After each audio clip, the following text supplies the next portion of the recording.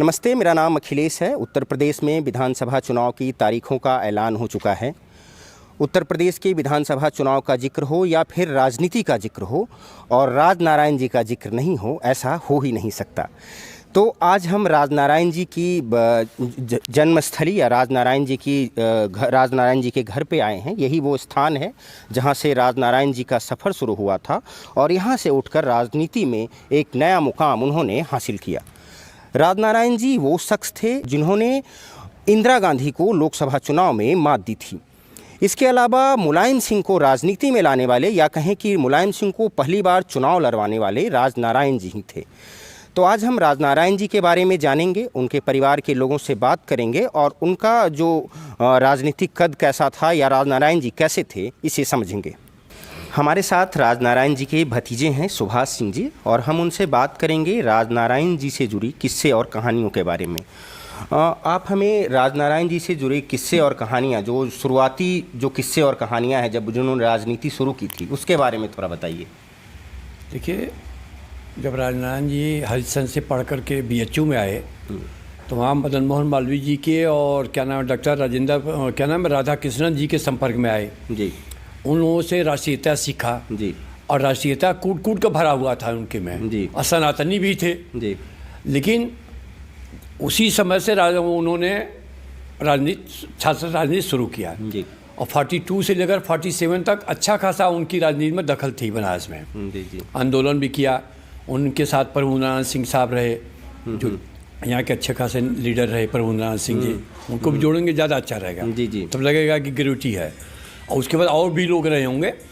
उसके बाद 47 के बाद जब देश स्वतंत्र हुआ तो 52 में वो यहाँ से समाज में लोहिया जी के साथ मिल करके यहाँ पर चुनाव लड़े। 52 में विधायक बने, फिर उत्तर प्रदेश में विरोधी दल के नेता बनाए गए। 1952 में उन्होंने पहली बार चुनाव जीता। हाँ, पहली दफ़े चुनाव हुआ जी जी।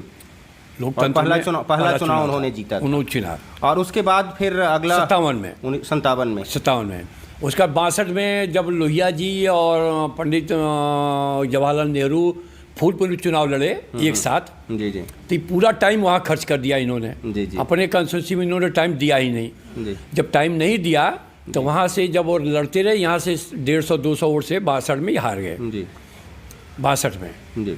फिर एक बार हम लोग 63-64 में समदेवरुमा में गए, गोरखपुर में लड़े जी। समदेवरुमा है जी जी, जहाँ योगी जी का क्षेत्र है। वहाँ से हम लोग चुनाव हार जाते हैं। फिर 66 में हम लोग राज्यसभा में गए। हम लोग हमारा राजनारायण जी जी जी जोड़िए, उसमें लिखिएगा राजनारायण जी 66 में राज्यसभा गए।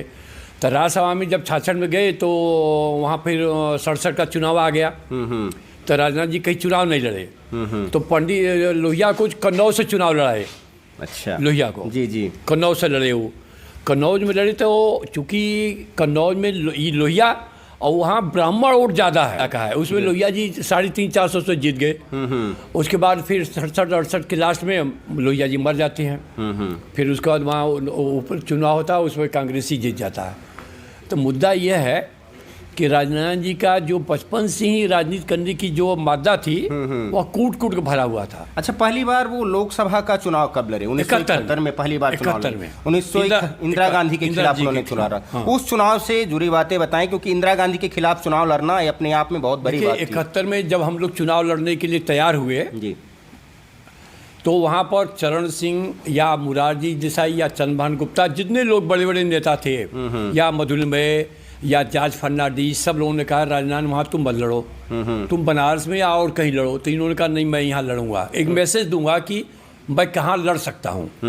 एक मैसेज दिया, और अपने पार्टी के अंदर भी विरोध हुआ और जो विरोधी दल में तो वो भी विरोध किए। इंदिरा जी से भी मैसेज आता था कि आप चुनाव लड़ ज़्यादा अच्छा रहा, ऑफिशियली नहीं अनऑफिशियली आता था। लेकिन हम लोग चुनाव लड़े वहाँ 71 में, और 71 में हर कॉन्स्टिट्यूंसी में हम लोग जमानत बचाए अपनी।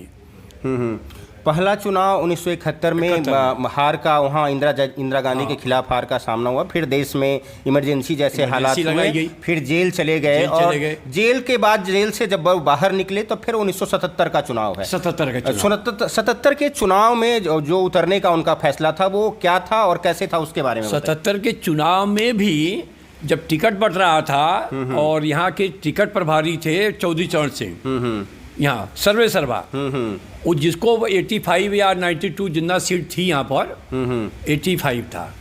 85 में कुछ 3-4 ठो वहाँ चला चाहे उत्तराखंड, और 80-85 यहाँ बच गया था, कुछ इस तरह 4-5 वहाँ गया था। तो उसमें चरण सिंह ने कहा कि तुम बद लड़ो वहाँ, तुम और कहीं चलो गाजियाबाद लड़ जाओ, कहीं वहाँ लड़ जाओ, वहाँ मत लड़ो। लेकिन तो उस समय तो जेल में थे ना, जेल से बाहर आ गए थे? उसके बाद जेल बाहर, मार्च में जब चुनाव का घोषणा हुआ जी, तो जेल से सभी नेता छोड़ दिए गए। अच्छा, सब नेता छोड़ दिए गए, ये लोग भी आ गए। उसके बाद जाकर रायबरेली जब चुनाव हुआ, टिकट बटा, तो चरण सिंह और जेल के बाहर थे, तभी तक टिकट बांट रहे थे लखनऊ में बैठ कर सबको टिकट। तो चरण सिंह ने यूपी के चुनाव में कहा कि भैया 2 कॉन्स्टिट्यूंसी में हम चुनाव नहीं जीत पाएंगे, और पूरा चुनाव मेरा है, 85 जो सीट है पूरा मेरा है, मेरा मतलब जनता पार्टी का। एक रायबरेली में राजनाथ जी हारेगा, राजनाथ हारेगा, वो थोड़ा एज में ज़्यादा थे ना चरण सिंह, खाटी बोलता था, जाट वाला भाषा, राजनाथ हारेगा। दूसरी सीट एक हम लोगों के यादव थे इलाहाबाद के, झूसी के, पता नहीं हुआ, हमें नहीं आ रहा है, 67 में मंत्री था। अच्छा। वो नेताजी का लगा उन्हें, सोशलिस्ट था, खाटी, कहा कि हम उनका पैर दबाए हैं, लोहिया जी का ये है वो, हमें टिकट मिलना चाहिए। कहें भाई चरण सिंह ने कहा चलो तुमको टिकट मैं देता हूँ, तो उसको ले जाकर प्रतापगढ़ का टिकट दिया चरण सिंह ने। अच्छा। तो उन्होंने वहाँ प्रतापगढ़ में कौन था? दिनेश सिंह थे, राजा दिनेश सिंह। दिनेश सिंह कौन हरा सकता है? तो चरण सिंह मान के चल रहा था कि ये राजनाथ और यादव हारेगा, और दिनेश सिंह और इंदिरा गांधी जीतेंगी। लेकिन राजनाथ जी कहते थे कि मैं भी जीतूंगा, ये मेरा यादव भी जीतेगा। अच्छा। क्योंकि दिनेश सिंह जब हम लोग वहाँ भाषण देते थे रायबरेली में, तो दिनेश सिंह हर मीटिंग में आकर बगल में बैठ जाते थे, मंच पर बगल में दिनेश सिंह बैठ जाते थे, चाहे सलोन हो, चाहे खीरो हो, चाहे दलमऊ हो, चाहे सरैनी हो, कहीं भी आकर बैठ जाते थे। प्रतापगढ़ से लगा हुआ ना रायबरेली का ये सब हिस्सा। सलोन तो एकदम सटा हुआ प्रतापगढ़ से जी। क्यों? तो सलोन जो मार्केट है। तो ये हमें बताइए, जैसे उनकी जब नहीं, दिनेश सिंह से इन्होंने कहा कि देखिए भैया राजा साहब, हम आपके कॉन्स्टिट्यूंसी में आपके खिलाफ मैं भाषण नहीं दूंगा, आप क्यों हमारे पर कर रहे हैं? आप आइए हमारे, आप आइए हमारे खिलाफ बोलने के लिए, मैं नहीं आऊँगा, आपके खिलाफ बोलने नहीं आऊँ।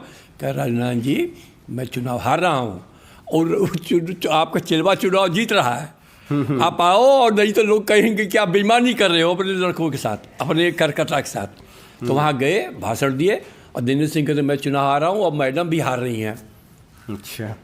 और जो हमारा रिटर्निंग अफसर था, वो क्या मल्होत्रा साहब जो डीएम थे, वो हमें लगता है कि यूनिक आईएएस था, मियाँ भी दोनों आईएएस थे।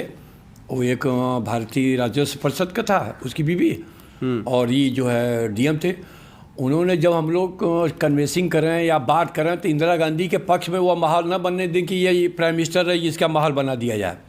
वो न्यूट्रल रहते थे, आपका माहौल बनेगा तो हम आपके साथ हैं, उनका माहौल बनेगा तो उनके। अब बहुत कैप्चरिंग नहीं होने दिया उन्होंने, क्योंकि रायबरेली तो राजपूतों का बेल्ट है ना।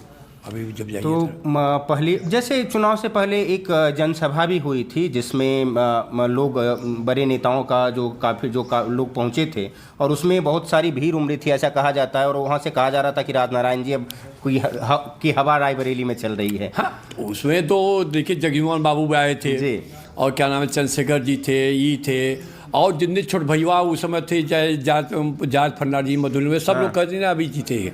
तो जगजीवन राम तो सब बड़े कद के नेता थे, नहीं कांग्रेस पार्टी डेमोक्रेसी बनाया था वो बहुगुणा जी, बड़े कद के थे। तो वो बहुगुणा जब जगजीवन राम आए वहाँ, जगजीवन राम को आपने देखा, बात उनके बारे में सुना है? जगजीवन राम जी भारी भरकम शरीर के थे जी, तो वो थोड़ा सा दमा के भी पेशेंट रहते हैं। और रायबरेली में जब चलते थे तो मार्च में चुनाव था, तो धूल उड़ता था, हेलीकॉप्टर वगैरह था, सड़क से आइए जाइए, तो वो थोड़ा थक जाते थे। कहें कि तो हमारे पिताजी उनको घुमाने के लिए रखे गए थे कि इनको हर मीटिंग में आप ले जाइए। तो कहें कि भैया आप ऐसा करो कि हम एक मीटिंग बोलेंगे, तो इन्होंने कहा 3 मीटिंग बोलना आपको है। 3 मीटिंग बोलवाया गया उनको, जगजीवन राम को। जी जी। जीतने के बाद किस तरह का माहौल था उसको याद करिए, जब इंदिरा गांधी को हराया। जिस समय हम लोग काउंटी में हर कॉन्स्टिट्यूंसी से 10,000 से जीत रहे थे, 5 कॉन्स्टिट्यूंसी विधानसभा की होती है, 10,000 12,000 जीत रहे थे। तो जब टोटल हम लोग 55,000 से जीत रहे थे पूरे कॉन्स्टिट्यूंसी में, ये करीब 11 बजे सब हो गया था कि चुनाव हम लोग जीत गए। 11 बजे जो काउंटिंग का दिन था। जी। उसके बाद माखनलाल फौतेदार, आर के धवन, सब लोग रिपीटिशन करते थे कि रिकाउंटिंग, तो वो मानता नहीं था डीएम, रिटर्निंग अफसर मल्होत्रा साहब माने नहीं। तो ये जो भारद्वाज जो कानून मंत्री बनाया गया था दिल्ली में इंदिरा गांधी के समय में, हंसराज भारद्वाज, याद है? वो उस समय उनका करकता था लीगल मैडम का। अच्छा। वो बड़ी कानूनी पॉइंट उठाया कि साहब ये है वो है, काउंटिंग कराओ, प्राइम मिनिस्टर हार जाएगा तो कैसे देश चलेगा, तो उन्होंने कहा नो। तब तक वो अपने उठ कर घर चले गए डीएम साहब। अच्छा। तो उनके पिताजी रिटायर जज थे डीएम साहब के। ये सब भी बड़ी मार्की की चीज़ है, डीएम वो लोगों के लिए एक वो है। उनके पिताजी ने कहा कि बड़े बेवकूफ़ हो तुम IAS हो कि डीएम हो ना, कहा क्या जाकर सर्टिफिकेट इशू कर दो, जाओ वहाँ सर्टिफिकेट इशू कर दो। जब जीत रहा है काउंटिंग नहीं तुम करवा रहे रिकाउंटिंग, उस 3 बजे जा कर के 3-5 पर 3-10 पर हम लोगों को सर्टिफिकेट मिल गया। कितने लाख वोटों से शायद हराया था उनको? 55,000 वोट से राजनारायण जी ने इंदिरा गांधी को, कि जो उस समय की मजबूत शख्सियत थी, उनको 55,000 वोटों से मात दी थी 1977 के लोकसभा चुनाव में।